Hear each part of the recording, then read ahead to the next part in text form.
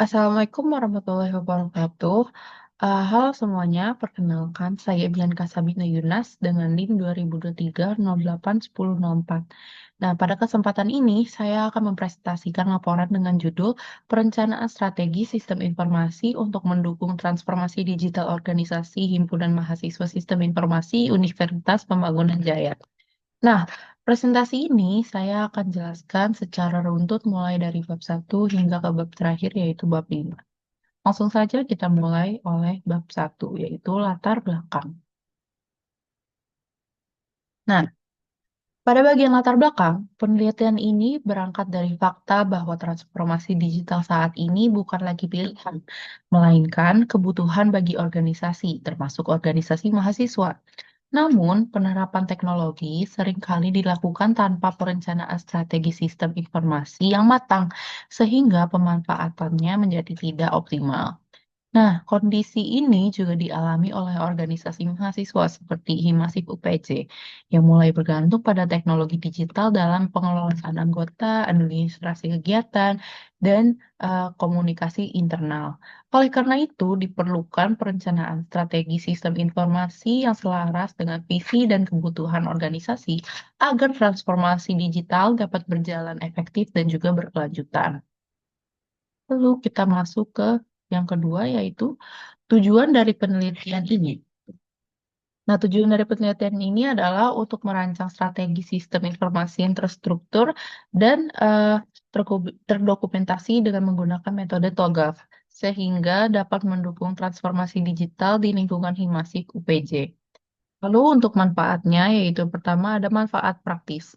Nah, secara praktis, penelitian ini diharapkan dapat menjadi panduan bagi organisasi mahasiswa dalam merencanakan dan mengelola sistem informasi secara lebih terarah. Sedangkan secara akademik, penelitian ini dapat menjadi referensi bagi pengembangan kajian sistem informasi, khususnya dalam konteks organisasi non-profit dan organisasi mahasiswa. Nah, untuk rumusan masalahnya, dalam penelitian ini meliputi bagaimana cara merancang strategi sistem informasi berbasis TOGAF, serta apa saja kendala dan faktor kritis keberhasilan dalam implementasinya untuk mendukung transformasi digital organisasi mahasiswa. Lalu kita masuk ke bab 2, yaitu landasan teori. Di bagian 2.1 yaitu perencanaan. Nah, pada subbab ini dijelaskan bahwa perencanaan merupakan proses sistematis untuk menentukan tujuan, strategi, serta alokasi sumber daya. Nah, dalam konteks sistem informasi, perencanaan berperan penting agar pengembangan teknologi selaras dengan kebutuhan organisasi. Lalu, yang kedua yaitu strategi sistem informasi. Nah, strategi sistem informasi didefinisikan sebagai rencana jangka panjang dalam pemanfaatan sistem dan teknologi informasi untuk mendukung tujuan organisasi dan meningkatkan kinerja operasional. Lalu di 2.3, transformasi digital organisasi. Nah, transformasi digital tidak hanya berfokus pada penggunaan teknologi baru, tetapi juga mencakup perubahan proses kerja, budaya organisasi, dan juga pengambilan keputusan. Lalu di 2.4, himpunan mahasiswa. Nah, di subbab ini membahas peran organisasi mahasiswa sebagai sarana pengembangan soft skill, terus juga sebagai eh, pengembangan kepemimpinan dan juga profesionalisme mahasiswa sekaligus tantangan yang dihadapi dalam pengelolaan organisasi di era digital. Terus, terus di 2.5 yaitu ada alat yang digunakan. Nah, alat yang pertama itu adalah business process model dan and notation atau BPMN. Nah, BPMN digunakan sebagai alat untuk memodelkan proses bisnis organisasi secara visual dan terstruktur sehingga memudahkan analisis dan perancangan sistem informasi. Ini adalah BPMN-nya. Lalu, eh, kita masuk ke framework TOGAF. TOGAF merupakan framework arsitektur enterprise yang digunakan untuk merancang dan mengelola sistem informasi secara menyeluruh, mencakup aspek bisnis, data, aplikasi, dan juga teknologi. Nah, di 2.7 ini adalah tahapan metodologi TOGAF admin, ADM. Pertama itu ada preliminary phase. Preliminary phase merupakan tahap awal dalam TOGAF ADM yang bertujuan untuk mempersiapkan organisasi sebelum pengembangan arsitektur enterprise dilakukan. Nah, pada bagian ini dijelaskan seluruh fase TOGAF ADM, mulai dari preliminary phase hingga arsitektur change management yang menjadi landasan dalam perancangan strategi sistem informasi pada penelitian ini. Ini adalah tahapan-tahapan TOGAF ya. Lalu kita masuk aja langsung ke bab 3 yaitu metodologi penelitian. Nah, untuk penelitian ini dilakukan di Universitas Pembangunan Jaya, khususnya di program studi sistem informasi, dan dilakukan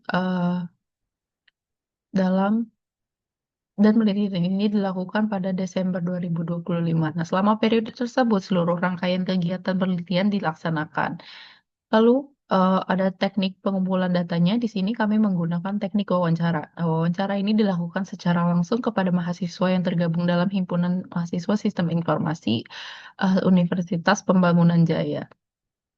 Nah, mahasiswa himpunan ini dipilih sebagai informan karena mereka memahami kebutuhan organisasi, alur kegiatan, serta tantangan yang dihadapi dalam proses administrasi dan pengelolaan program kerja. Nah, tujuan utama dari wawancara ini adalah tidak lain tidak bukan, yaitu untuk memperoleh gambaran mendalam mengenai kebutuhan pengguna, kendala yang sering muncul dalam pelaksanaan kegiatan himpunan, seperti ekspektasi mereka terhadap fitur-fitur sistem informasi yang dikembangkan. Metode yang digunakan adalah wawancara semi terstruktur.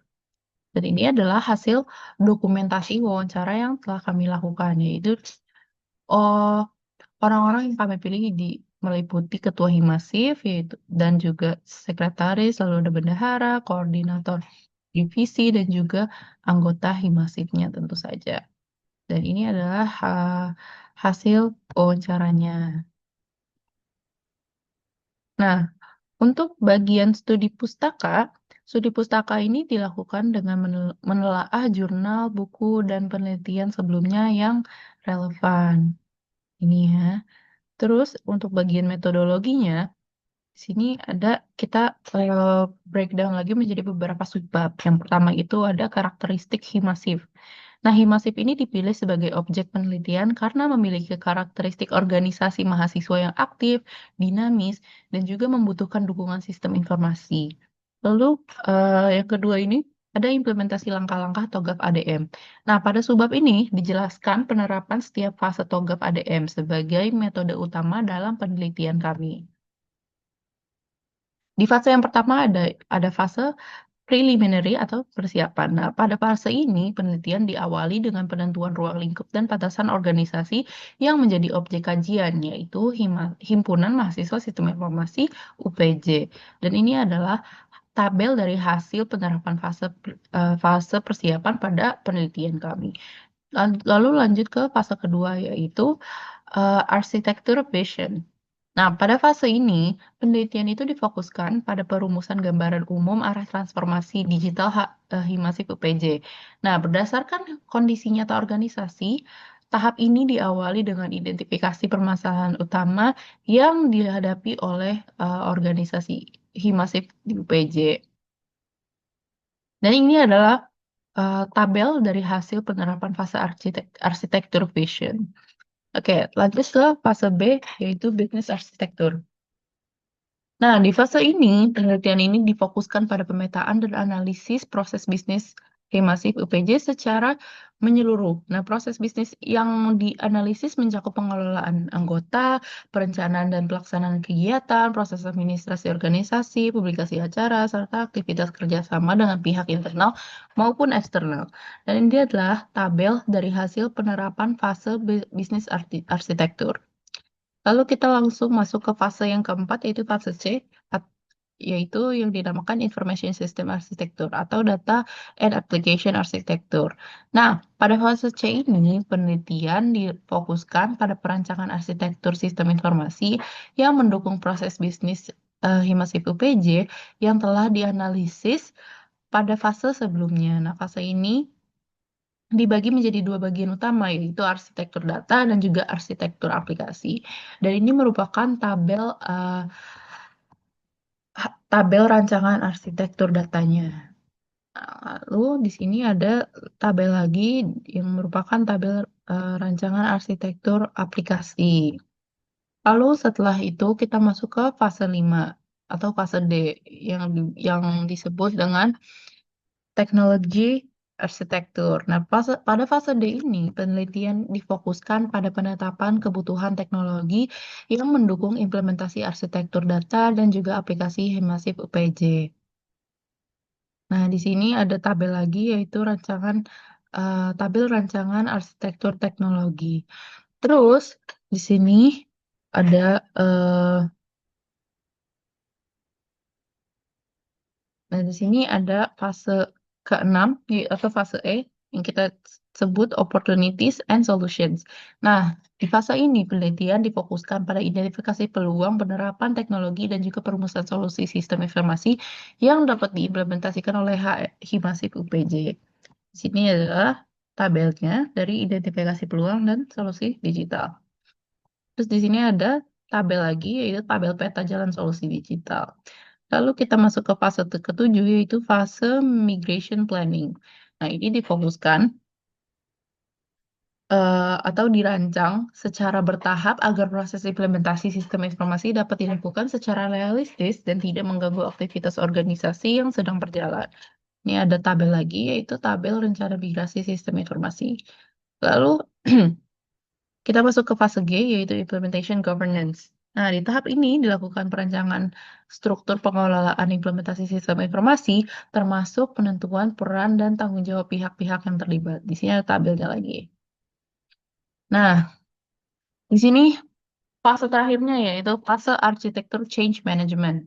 Nah, penelitian ini difokuskan pada perencanaan mekanisme pengelolaan perubahan arsitektur sistem informasi Himasif UPJ agar tetap relevan terhadap dinamika kebutuhan organisasi. Di sini ada tabel lagi yaitu tabel mekanisme manajemen perubahan arsitektur.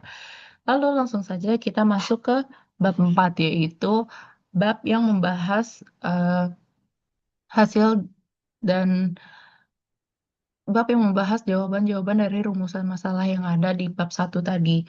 Sini, pertama kita ada hasil dari penerapan langkah-langkah metodologi TOGAF admin. Yang pertama fase preliminary. Nah, hasil utamanya pada fase ini adalah diperolehnya pemahaman menyeluruh mengenai kondisi awal Himasif UPJ, kebutuhan organisasi, serta batasan penelitian. Di sini ada hasilnya, yaitu hasil tabel hasil fase preliminary-nya. Terus di sini ada hasil dari fase arsitektur, yaitu hasil yang diperoleh berupa rumusan visi transformasi digital Himasif UPJ yang selaras dengan permasalahan organisasi. Terus di fase yang ketiga itu hasil utamanya adalah tersusunnya pemodelan proses bisnis Himasif dalam kondisi existing dan target. Terus hasil dari fase C yaitu eh,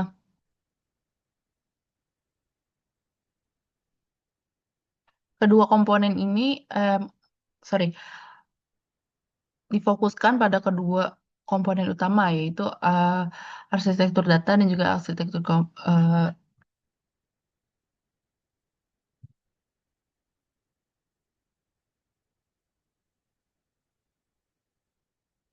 nah, di hasil yang C ini, perubahan yang lebih signifikan terdapat pada arsitektur aplikasi, karena pada tahap ini dirancang seperangkat aplikasi terintegrasi yang mendukung seluruh aktivitas organisasi mahasiswa. Terus di fase yang kelima itu fokus utamanya adalah merancang kebutuhan infrastruktur teknologi yang diperlukan untuk mendukung sistem informasi. Nah, la- eh, lalu selanjutnya fase keenam yaitu memiliki tujuan untuk menemukan kemungkinan dan solusi yang dapat mengaitkan perbedaan antara keadaan arsitektur yang ada dan arsitektur yang diinginkan.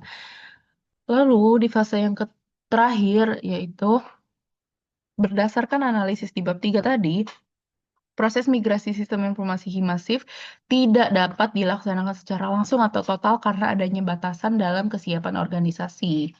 Lalu, di fase, lalu kita langsung saja.